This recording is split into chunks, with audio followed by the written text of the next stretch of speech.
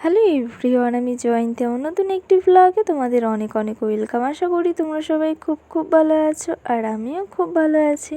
তো আজ হচ্ছে গিয়ে সানডে, আর এখন বাজে হচ্ছে গিয়ে সকাল 10টা। তো দেখো, ছুটির দিনগুলোতে তো আমি ঘরের কাজই করি, তো সেটাই আজকে তোমাদের সাথে শেয়ার করব। আর বিকেলে কোথায় যাই সেটাও তোমাদের সাথে শেয়ার করব। আজকে সারাদিন কি করছি পুরোটাই তোমাদের সাথে শেয়ার করব। তো চলো পুরো ব্লগটা দেখতে থাকো, আশা করি তোমাদের খুব ভালো লাগবে। তো সকালবেলা উঠে কিছু খেয়ে নিয়েছি, তারপরে কিন্তু কাজে লেগে গেছি। তো সপ্তাহের এই একটা দিন ছুটি পেলে কিন্তু ঘরের কাজগুলো ঝটপট করে নিই। তো যেহেতু আজকে রবিবার, তো ভাবলাম যে একটু অনেক দিন ধরেই পাখাটা নোংরা হয়েছে, পাখাটা আজকে একটু পরিষ্কার করি। তো দেখো, আমি কিন্তু এখানে বিছানার উপরে একটা টুল নিয়ে নিয়েছি, ওটার উপর উঠে তারপরে কিন্তু এখন পাখাটা পরিষ্কার করে নিচ্ছি। তো বেশ ভালোই নোংরা হয়েছে পাখাটা, তো ভাবলাম যে এখন ক্লিন করে নিই। তো সপ্তাহের এই দুটো দিন ছুটি পেলে শনি রোববারটা চেষ্টা করি ঘরটা অল্প অল্প করে ক্লিন করে নেওয়ার। একদিনে তো হয় না, তো তার কারণে কি করি, প্রত্যেক সপ্তাহে অল্প অল্প করে ঘরটাকে ক্লিন করি। তো তার কারণে কিন্তু ঘরটা অত একটা নোংরা হয় না। তো এই পাখাটা পরিষ্কার করার জন্য আমাকে আবার মাস্কটা পরতে হলো। তো এই যে ধুলোগুলো যদি নাকে যায় তাহলে আমার এই হ্যাচি শুরু হয়ে যাবে, একটু ডাস্ট অ্যালার্জি আছে। তো মাস্ক পরে কাজ করেছি, তারপরেও কিন্তু এই যে দেখো, কাজ টাজ করার পরে দেখলাম যে বারবার করে হ্যাচি হচ্ছে, মানে ঠান্ডা লেগে গেছে, মানে ডাস্ট অ্যালার্জিতে প্রচণ্ড হ্যাচি হচ্ছিল। তো যাই হোক, পাখাটা কিন্তু পরিষ্কার করে নিয়েছি। প্রথমে একটা শুকনো কাপড় দিয়ে ভালো করে ক্লিন করেছি পাখাটা, নোংরাগুলো ফেলে নিয়েছি। তারপরে হচ্ছে গিয়ে একটা ভালো ভেজা কাপড় দিয়ে একটু মুছে নিয়েছি। আর দেখো, এই জামাটাও সাথে করে পরে নিই। যখনই ঘরের কাজ করি তখন এই ফুল হাতা ব্ল্যাক কালারের টপটা পরেই কিন্তু সবসময় কাজ করি। তো যখনই ঘরের কাজ করি তখনই এটা পরে নিই। তো একটু ধুলো ঠুলো যখন আর কি পরিষ্কার করি তখন এটা ফুল হাতাটা পরে নিই। তো অনেক সময় কি হয়, নোংরার জন্য অ্যালার্জি হয়ে যায় হাতে, তো তার কারণে কিন্তু এটা পরে নিই। আর তারপরে দেখো, ঘরটা কিন্তু ভালো করে এখন ঝাঁট দিয়ে নেবো। প্রথমে বিছানাটা ভালো করে ঝাঁট দিয়ে নিলাম ঝাঁটা দিয়ে।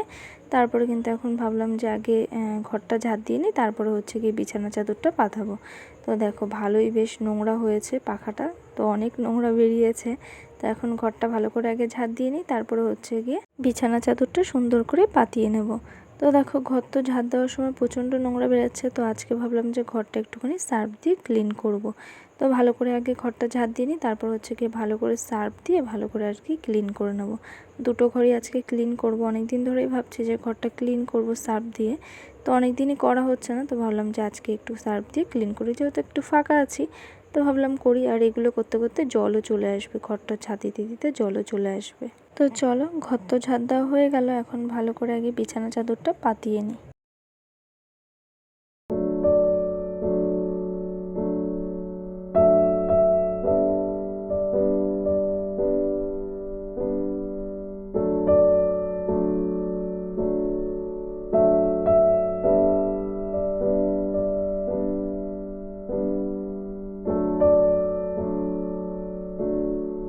তো বিছানা চাদর পাতানোর পরে কিন্তু ঘরে ভালো করে সার্ফ দিয়ে কিন্তু এখন ক্লিন করে নিচ্ছি।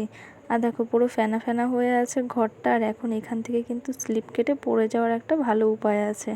তো প্রচণ্ড আর কি রিস্ক নিয়ে কিন্তু ঘর মুছতে হয়।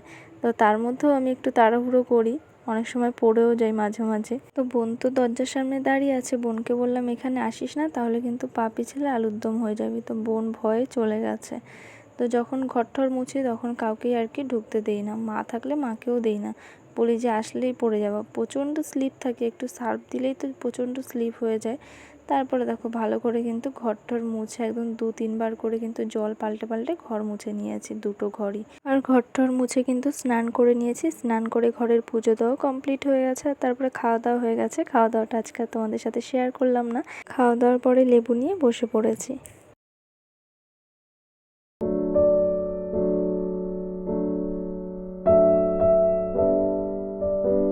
আর এখন বাজে সন্ধে 6টা। তো এখন কিন্তু এই যে সন্ধে দিয়ে নিলাম, তো সন্ধে দেওয়া কমপ্লিট হয়ে গেছে। তারপরে কিন্তু এই যে মা একটুখানি খাবার দাবার এনেছে, সেটাই তোমাদেরকে দেখাচ্ছি। এখানে চিড়ে ভাজা, খেজুর, তারপরে নিমকি আর দুটো এগরোল এনেছে। আর এটা হচ্ছে গিয়ে কাসুন্দা আম্মাখা খাওয়ার জন্য। আর তারপরে এখানে কসবাইট আর বাসন মাজার হচ্ছে কি ভীম। আর তারপরে কিন্তু একটু রেডি হয়ে নিয়েছে, এখন একটু বেরোবো। অনেক দিন ধরে একটু বেরোই না, আর একটু দরকারও আছে, তোমাদের অবশ্যই বলবো। তো যাই হোক চলেও এসেছি। এটা হচ্ছে কি সেন্ট্রাল পার্কের ওইদিকে, ওই বিটি কলেজের ওই দিকটাতে। তো তারপর এখানে এসে একটুখানি চা খেয়ে নিলাম, ফ্রেন্ডের সাথে এসেছি। আর এই যে এই জিনিসটা নিতে এসেছিলাম। এখানে হচ্ছে গিয়ে ঠাকুরের জিনিস আছে, তোমাদেরকে বাড়িতে গিয়ে দেখাবো কী কী আছে। তারপর এখান থেকে একটুখানি চা খেয়ে নিলাম। আর দেখো বাড়ি থেকে বেরিয়েছি, সেটা তোমাদের সাথে শেয়ার করিনি, একেবারে এসেই কিন্তু তোমাদের সাথে শেয়ার করলাম। তো আমার ভিডিও অনেক লং হয়ে যাবে, তার জন্য কিন্তু এখন একটুখানি কেটে কেটে তোমাদের সাথে শেয়ার করছি। আর এখানে এসেই দেখলাম ফুচকা, তারপরে একটু ফুচকা খেয়ে আবার বাড়ির দিকে চলে আসলাম। তো আসা যাওয়াটা তোমাদেরকে দেখাচ্ছি না, মানে অনেক ভিডিও লং হয়ে গেছে। আর তারপরে দেখো এসে কিন্তু একটু আইব্রোটা করে নিলাম, আইব্রো করে আবার হেঁটে হেঁটে বাড়িতে চলে আসলাম। তো একদম তো সামনে আমাদের ওখানেই। আর চলো তোমাদেরকে দেখাই কি কি নিয়ে আসলাম।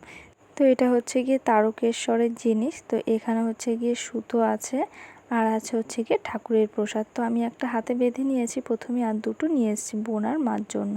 আর বাবা পড়ে না, তাই বাবার জন্য আর আনিনি। আর হচ্ছে গিয়ে যে দেখালাম তোমাদেরকে প্রসাদটা, আর এটা হচ্ছে গিয়ে নন্দী। তো ঘরের শিব ঠাকুরের পাশে রাখবো বলে কিন্তু এই নন্দীটা আনিয়েছি। তো যে আর কি ঘরের শিব ঠাকুরটা এনে দিয়েছে, সেই কিন্তু নন্দীটা এনে দিয়েছে, মানে সে আনিনি, সে আবার যায়নি, তো তার ফ্রেন্ডকে দিয়ে কিন্তু আনিয়েছে।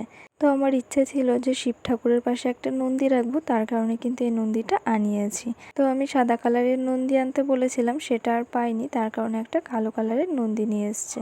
আর আমি জানি না কালো কালারের নন্দী কি বসানো যায় কিনা সিংহাসনে, সেটা অবশ্যই একটু তোমরা জানলে আমাকে কমেন্ট করে জানিও। তো আমিও জানি না, দেখি কালকে পাশের বাড়ি ঠাকুমাকে একটু জিজ্ঞেস করে নেবো। তো চলো সন্ধ্যের সময় একটু চা ফুচকা খেতে গেলাম, সেটাই আজকে তোমাদের সাথে একটু শেয়ার করলাম। আর সারাদিন কী কী করলাম সেটা তোমাদের সাথে শেয়ার করলাম। তো আজকের ব্লগটা এখানেই শেষ করছি। তো ব্লগটি যদি ভালো লেগে থাকে লাইক কমেন্ট শেয়ার আর সাবস্ক্রাইব করে দিও। নতুন একটি ভিডিওতে আবার তোমাদের সাথে দেখা হচ্ছে। ততক্ষণ অবধি সবাই সুস্থ থেকো, ভালো থেকো, সবাইকে টাটা।